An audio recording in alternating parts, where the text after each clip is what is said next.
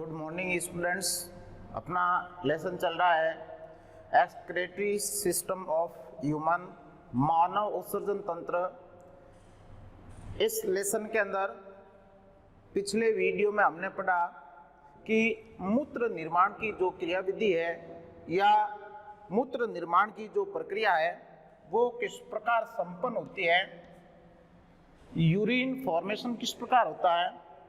इस चीज को हमने डिस्कस किया था पिछली क्लास के अंदर, जिसमें हमने मूत्र निर्माण की प्रक्रिया के जो 3 स्टेप होते हैं, परानिस्यंदन, वर्णात्मक पुनरावशोषण और तीसरा है जो श्रावण, इन तीनों स्टेप के द्वारा हम यूरिन फॉर्मेशन को पढ़ते हैं, मूत्र निर्माण की क्रियाविधि या मूत्र निर्माण की प्रक्रिया को पढ़ते हैं। उसमें हमारा जो ये परानिस्यंदन की प्रक्रिया है ये टॉपिक उसमें क्लियर हो गया था। आज जो है वो है वर्णात्मक पुनरावशोषण। यहाँ वर्णात्मक का मतलब होता है सेलेक्टिवली, या हम कह सकते हैं कि ऐसे पदार्थ जो जिनका चयन करके या चयनित पदार्थों का ही अवशोषण होता है, पुनः रीअब्जॉर्प्शन कर लिया जाता है, तो उसे वर्णात्मक पुनरावशोषण कहा जाता है। क्योंकि हमें पता है कि परानिस्यंदन की प्रक्रिया के अंदर हमने पढ़ा था कि एक दिन के अंदर लगभग हम कहेंगे 180 लीटर पर डे के हिसाब से उसमें निस्यंद प्राप्त होता है, या परानिस्यंदन की प्रक्रिया के द्वारा जो पदार्थ हमें प्राप्त होते हैं, निस्यंद हमें प्राप्त होता है, वो कितना होता है 180 लीटर पर डे। लेकिन जो मूत्र बनता है, मूत्र का जो निर्माण होता है या हम जो यूरिन पास करते हैं, उसकी मात्रा है वो कितनी होती है 1.5 लीटर पर डे। अब देखिए, टोटल परानिस्यंदन की प्रक्रिया के द्वारा जो निस्यंद हमें प्राप्त होता है वो 180 लीटर पर डे प्राप्त होता है। लेकिन हम यूरिन जो पास करते हैं या पेशाब के रूप में मूत्र त्यागा जाता है, उसकी मात्रा होती है 1.5 लीटर। तो हम कह सकते हैं कि 99% जो भाग है वो पुनः अवशोषित कर लिया जाता है, रीअब्जॉर्प्शन कर लिया जाता है। तो ये जो रीअब्जॉर्प्शन होता है या पुनरावशोषण की जो प्रक्रिया होती है, ये नेफ्रॉन में किस प्रकार होती है, कहाँ होती है, ऐसे कौन कौन से पदार्थ है जिनका पुनरावशोषण कर लिया जाता है, जिसको हम इस टॉपिक के अंदर पढ़ते हैं।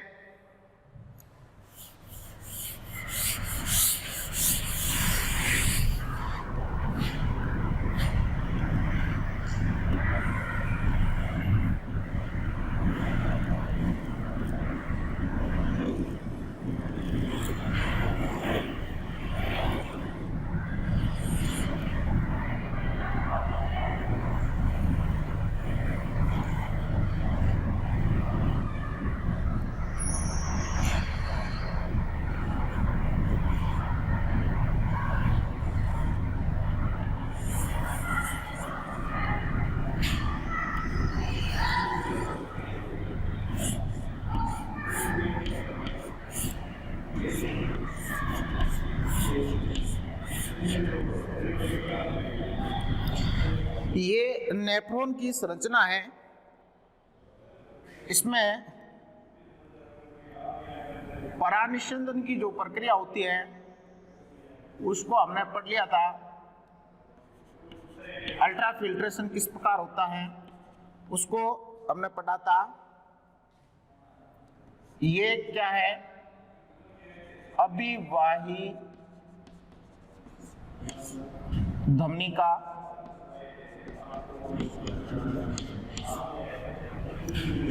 ये अपवाही धमनिका,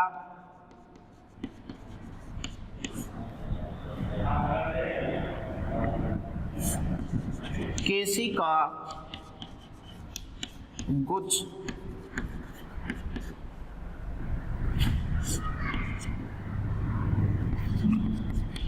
बोमन संपुट, बोमन संपुट ये हो जाएगी PCT, प्रॉक्सिमल कॉन्वोल्यूटेड ट्यूब कह सकते हैं, समीपस्थ कुंडलित नलिका, ये क्या हो जाएगी DCT, डिस्टल कॉन्वोल्यूटेड ट्यूब, दूरस्थ कुंडलित नलिका। यह संग्राहक नलिका, संग्राहक नलिका, ये हमें पता है क्या है, हेनले का लूप। अब ये जो हेनले के लूप की जो है वो हो जाएगी आरोही भुजा, आरोही भुजा। ये हेनले के लूप की हो जाएगी अवरोही भुजा। हमने पढ़ा था कि कोई भी जो नेफ्रॉन होता है, नेफ्रॉन का मेल्पिगिकाय, समीपस्थ कुंडलित नलिका और दूरस्थ कुंडलित नलिका, ये जो भाग होते हैं ये कहाँ पाए जाते हैं, कॉर्टेक्स में पाए जाते हैं। बाकी जो है वो मेडुला में उपस्थित होते हैं। कॉर्टेक्स या इसको हम क्या कहेंगे वल्कुट, ये भाग है वो क्या कहलाएगा, मध्यांश कहलाएगा। क्या कहलाएगा, मध्यांश। यानी हम कहेंगे कि हेनले का लूप और संग्राहक नलिका ये मध्यांश भाग के अंदर स्थित होती है, जबकि मेल्पिगी कोश, समीपस्थ कुंडलित नलिका और दूरस्थ कुंडलित नलिका ये कॉर्टेक्स भाग में पाए जाते हैं। अब यहाँ पर जो अल्ट्रा फिल्ट्रेशन की प्रक्रिया होती है, हमने पढ़ा था कि अब्बीवाई धमनिका का व्यास अधिक होता है, इसका व्यास कम होता है, जिसके कारण एक समय में जितना रुधिर प्रवेश करता है उतना आगे पास नहीं हो पाता है। तो यहाँ पर रुधिर के द्वारा एक दाब उत्पन्न किया जाता है जिसको ग्लोमेरुलर हाइड्रोस्टैटिक प्रेशर कहा जाता है, GHP कहा जाता है, जिसका मान जो होता है वो 70 mmHg होता है।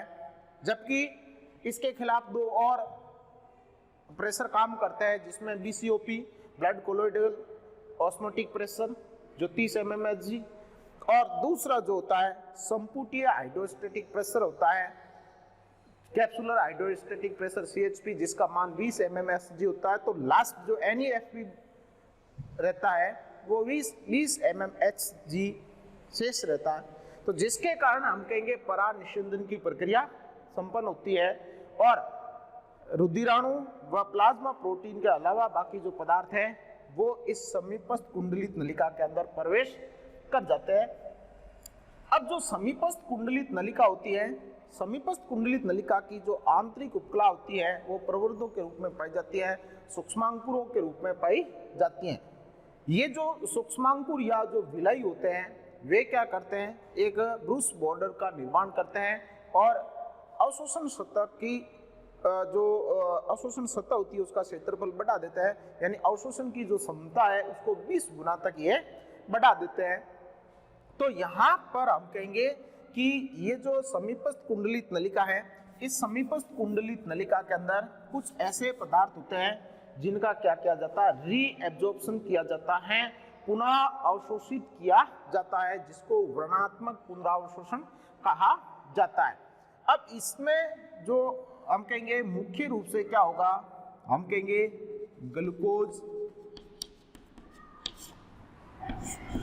अमीनो अम्ल,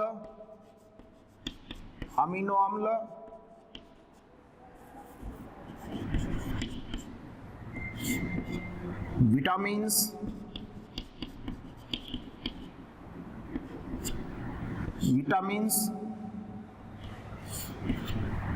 और ये जो पदार्थ होते हैं इनका क्या कर लिया जाता है, पुनः अवशोषण कर लिया जाता है। हार्मोन्स भी पुनः अवशोषित होते हैं। इसके अलावा हम कहेंगे इसमें मोस्ट रूप से सोडियम, पोटेशियम, कैल्शियम, इनका भी पुनः अवशोषण होता है और साथ में हम कहेंगे जल का भी पुनरावशोषण होता है, H2O। अब इसमें ये जो पदार्थ होते हैं इनका 100% पुनरावशोषण हो जाता है, 100%, और ये असक्रिय अभिगमन के द्वारा इनका अवशोषण होता है। किस अभिगमन के द्वारा? सक्रिय अभिगमन के द्वारा इन पदार्थों का हम कहेंगे पुनरावशोषण हो जाता है। यानी हम कहेंगे कि ये जो समीपस्थ कुंडलित नलिका है इसके सारे ऊपर इसमें हम कहेंगे वासा रेक्टा नामक संरचनाएं पाई जाती हैं, जो हम क्या कहेंगे कि इस ये जो यहाँ से अवशोषित करके उस रुधिर में चले जाते हैं। तो ग्लूकोज, अमीनो अम्ल, विटामिन्स, हार्मोन्स और सोडियम, पोटेशियम, कैल्शियम, जल, इन पदार्थों का यहाँ पे क्या होता है? पुनरावशोषण होता है, जिसमें ग्लूकोज, अमीनो अम्ल, विटामिन्स, हार्मोन्स ये 100% अवशोषित कर लिए जाते हैं, जबकि इसमें इनका जो अवशोषण है वो 75% तक होता है और इसका जो अवशोषण है वो 70% तक कर लिया जाता है। तो इस प्रकार हम कहेंगे कि यहाँ पर इन पदार्थों का पुनरावशोषण किया जाता है, रीअब्जॉर्प्शन किया जाता है। जबकि हम कहेंगे रुधिर के अंदर ऐसे भी कुछ उत्सर्जी पदार्थ होते हैं जो यहाँ निस्यंदन के द्वारा छन्न नहीं पाते हैं, यानी निस्यंदन के द्वारा नहीं आ पाते हैं। जैसे जो हमारे वर्णक होते हैं, पिगमेंट्स जो होते हैं, जिसमें बिलुवर्डिन है, बिलिरुबिन है वगैरह, ये वर्णक है वो यहाँ निस्यंदन के द्वारा प्राप्त नहीं हो पाते हैं। तो उनका अवशोषण जो है या स्रावी नलिकाओं के द्वारा किया जाता है, ये इन भागों के द्वारा इसमें सम्मिलित हो जाते हैं। यूरिक अम्ल हो गया, यूरिया हो गया, इपुरिक अम्ल हो गया, तो ये पदार्थ है वो इसमें आते हैं यहाँ। जैसे कुछ औषधियाँ हो गई, औषधियाँ देखिए कुछ औषधियाँ होती है जिसको मुख्य गुहिका में अवशोषित कर लिया जाता है। जो मुख्य गुहिका में अवशोषित नहीं होती है वो यहाँ अपन कहेंगे अवशोषित कर ली जाती है। औषधियाँ, वर्णक, क्रिएटिनिन आदि ऐसे पदार्थ हैं जो यहाँ इस समीपस्थ कुंडलित नलिका में आ जाते हैं। किसके द्वारा? जो श्रावण की प्रक्रिया होती है उस श्रावण नलिकाओं के द्वारा ये इनमें प्रवेश कर जाते हैं। और यहाँ का जो अब यहाँ पे सॉल्यूशन है यह समप्राशनीय सॉल्यूशन होता है। कैसा होता है? समप्राशनीय सॉल्यूशन होता है। किसकी तुलना में? रुधिर की तुलना में, क्योंकि इसके साथ में वसा रेक्टा नामक वाहिनियां पाई जाती है जिसमें रुधिर प्रवाहित होता है। इसमें पदार्थ है वो इस दिशा में प्रवाहित हो रहे हैं, जबकि वासा रेक्टा के अंदर रुधिर है वो इसकी विपरीत दिशा में प्रवाहित होता है, वो इस दिशा में। इसके ऊपर जो वासा रेक्टा पाई जाती है वो वासा रेक्टा के अंदर जो रुधिर प्रवाहित होता है वो इस सॉल्यूशन के विपरीत दिशा के अंदर आता है। तो इस प्रकार हम कहेंगे ये जो समीपस्थ कुंडलित नलिका होती है, इस समीपस्थ कुंडलित नलिका में इन पदार्थों का क्या होता है? पुनरावशोषण होता है। अब आगे आते हैं तो ये हैंडले के लूप की जो अवरोही भुजा होती है, कौन सी भुजा? अवरोही भुजा। ये सोडियम क्लोराइड आदि आयनों के लिए अपारगम्य होती हैं, जबकि जल के लिए ये क्या होती हैं? पारगम्य होती हैं। जल के लिए क्या होती है? पारगम्य होती हैं। तो इस प्रकार हम कह सकते हैं कि हैंडले के लूप की अवरोही भुजा से जल है वो क्या हो जाता है? बाहर आ जाता है, जिसके कारण अब यहाँ पर जो सॉल्यूशन हो जाएगा वो उच्च परासरणी हो जाएगा। कैसे हो जाएगा? उच्च परासरणी। फिर ये जो हम कहेंगे हैंडले के लूप की आरोही भुजा होती है, ये आरोही भुजा जल के लिए अपारगम्य होती है, जल बाहर नहीं निकल पाता है, जबकि सोडियम क्लोराइड है, सोडियम है, क्लोराइड है आदि आयनों के लिए क्या होती है? ये पारगम्य होती है। तो ये आयन बाहर आ जाते हैं, जिसके कारण यहाँ जो सॉल्यूशन आएगा वो वापस समप्रासरणी हो जाएगा। और यहाँ पर हम कहेंगे क्या होता है?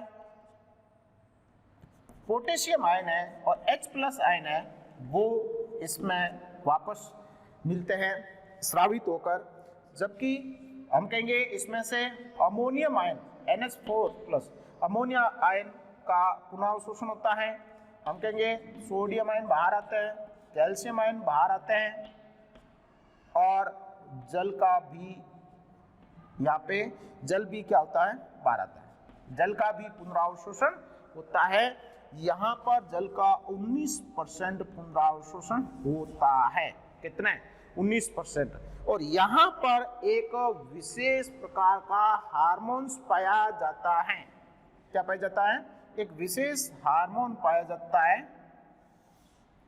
हार्मोन जिसका नाम है ADH. ADH hormone, anti diuretic hormone. इसको क्या कहेंगे? एंटी डाईयूरेटिक हार्मोन, या इसको हम एक दूसरा नाम और दे देते हैं, वैसोप्रेसिन हार्मोन कहते हैं इसको। क्या कहेंगे? वैसोप्रेसिन हार्मोन कहा जाता है। एडीएच या वैसोप्रेसिन हार्मोन कहा जाता है। ये एडीएच क्या करता है? यहाँ जल का जो पुनरावशोषण हो रहा है, 19% जो है वो जल का जो पुनरावशोषण होता है, उसमें इसकी महत्वपूर्ण भूमिका होती है। यदि एडीएच हार्मोन की कमी हो जाए तो हम कहेंगे मूत्र का जो आयतन है वो क्या हो जाता है? बढ़ जाता है, जिसके कारण एक रोग होता है जिसको डायबिटीज इंसिपिडस कहा जाता है। या हम कहेंगे किसकी कमी से? एडीएच हार्मोन की कमी से मूत्र का आयतन बढ़ जाता है, जिससे एक रोग हो जाता है जिसको डायबिटीज इंसिपिडस रोग कहा जाता है। या हम कहेंगे अधिक मूत्रता या बहुमूत्रता भी कहा जाता है, जिसके कारण मूत्र की मात्रा है वो बढ़ जाती है। कई ऐसे जीव होते हैं जिनके अंदर, हम जैसे ऊंट की बात करते हैं तो ऊंट के हम कहेंगे जो ये दूरस्थ कुंडलित नलिका होती है ऊंट के नेफ्रॉन की, तो उसमें एडीएच हार्मोन की मात्रा क्या होती है? अधिक होती है। तो एडीएच हार्मोन की मात्रा अधिक होने के कारण उसमें जल का अधिक पुनरावशोषण होता है, जिसके कारण हम कहेंगे उनका जो मूत्र होता है वो गाढ़ा होता है। आपने देखा भी होगा ऊंट का जब कहीं पेशाब करता है तो आप देखना जो पेशाब की हुई जो मिट्टी होती है बहुत ही कठोर हो जाती है, हार्ड हो जाती है। ठीक है, तो किसके कारण? क्योंकि उसमें हम कहेंगे लवणों की मात्रा अधिक होती है, जबकि जल की मात्रा वो क्या हो जाती है? कम हो जाती है। क्या कारण है? कि उसके हम कहेंगे डीसीटी के अंदर एडीएच हार्मोन की मात्रा अधिक होती है, जिसके कारण। तो इस प्रकार हम कहेंगे यहाँ पर ये होता है। फिर आगे आती है संग्राहक नलिका। संग्राहक नलिका के अंदर बहुत सारी हम कहेंगे ये दूरस्थ कुंडलित नलिका आकर खुलती है और फिर इसको मूत्र के रूप में शरीर से बाहर त्याग दिया जाता है। तो ये है वर्णात्मक पुनरावशोषण। एक बार वापस रिपीट कर देता हूँ।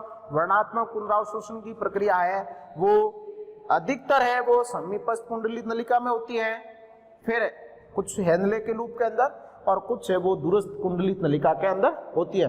अब वर्णात्मक पुनरावशोषण के अंदर हम कहें ग्लूकोज, एमिनो अम्ल, विटामिन्स, हार्मोन्स, ये सभी है वो 100% यहाँ पुनः अवशोषित कर लिए जाते हैं। जबकि पोटेशियम, कैल्शियम जो होता है 75% और सोडियम है वो 70% तक इनका पुनः अवशोषण कर लिया जाता है। किसके द्वारा? सक्रिय अभिगमन के द्वारा अवशोषण कर लिया जाता है। जल का भी यहाँ पुनरावशोषण होता है। जबकि साथ में हम कहेंगे औषधियाँ है, वर्णक है, क्रिएटिनिन है। ठीक है, यहाँ पे कुछ अपन कहेंगे यूरिया का भी पुनः अवशोषण होता है। यूरिया है, ठीक है, यूरिक अम्ल है, पूरी अम्ल है, ये सारे के सारे यहाँ पर इसमें मिल जाते हैं। फिर हम आगे आते हैं तो हेनले के लूप की अवरोही भुजा के अंदर केवल जल के लिए पारगम्य होती हैं, लवणों के लिए अपारगम्य रहती हैं। यहाँ पर जल है वो बाहर आता है। तो यहाँ पर जो विलयन था वो संप्राशनी था, यहाँ पे उच्च प्राशनी हो जाता है, फिर वापस है वो संप्राशनी हो जाता है। यहाँ पे जल का पुनरावशोषण होता है 19% तक हो जाता है। यहाँ पे एडीएच हार्मोन पाया जाता है, एंटी डाईयूरेटिक हार्मोन या वैसोप्रेसिन हार्मोन, जो मूत्रावशोषण की प्रक्रिया को बढ़ाता है। कमी होती है तो रोग होता है जिसको अपन कहेंगे डायबिटीज इंसिपिडस कहा जाता है। ठीक है, ये रोग हो जाता है किसकी? एडीएच की कमी के कारण। ठीक है, साथ ही हम कहेंगे अमोनियम आयन है, सोडियम है, कैल्शियम है आदि आयन है वो बाहर आते हैं, जबकि पोटेशियम है, H+ आयन है, ये हम कहेंगे दूरस्थ पुंडल नलिका के अंदर आते हैं। तो इस प्रकार हम कहेंगे यह वर्णात्मक पुनरावशोषण की प्रक्रिया होती है। फिर उसमें तीसरा जो टॉपिक है वो श्रावण। श्रावण के अंदर हम क्या पढ़ते हैं कि कुछ ऐसे पदार्थ होते हैं जो परानुषंदन की प्रक्रिया के द्वारा समीपस्थ कुंडलित नलिकाओं में नहीं आ पाते, वे रुधिर के साथ में चले जाते हैं। तो फिर वहां से ये जो वासा रेक्टा वगैरह होती है उनके द्वारा वे निषिद्ध होकर, जैसे वर्णक हो गए, क्रिएटिन हो गए, यूरिक अम्ल हो गया, यूरिक अम्ल हो गया, ये सारे के सारे स्रावित होकर इसकी गुहाओं के अंदर आते रहते हैं और फिर इसमें मिल जाते हैं और फिर मूत्र निर्माण की प्रक्रिया के द्वारा इसको बाहर त्याग दिया जाता है। बहुत ही इंपॉर्टेंट पार्ट है ये। एग्जाम के अंदर प्रश्न पूछा जाता है कि उत्सर्जन तंत्र की इकाई का नाम लिखिए, या हम कहेंगे मूत्र निर्माण की प्रक्रिया किस प्रकार होती है, समीपस्थ कुंडलित नलिका में पुनरावशोषण की प्रक्रिया को समझिए, या सीधा प्रश्न दे दिया जाता है कि वर्णात्मक पुनरावशोषण क्या है, चित्र द्वारा समझाइए। तो आप ऐसे डायग्राम के द्वारा समझा सकते हैं, या इसमें से कंपटीशन के हिसाब से भी बहुत सारे छोटे छोटे क्वेश्चन बनते हैं जो आप आसानी से याद कर सकते हैं। बाकी जो है वो हम नेक्स्ट वीडियो के पढ़ेंगे। धन्यवाद।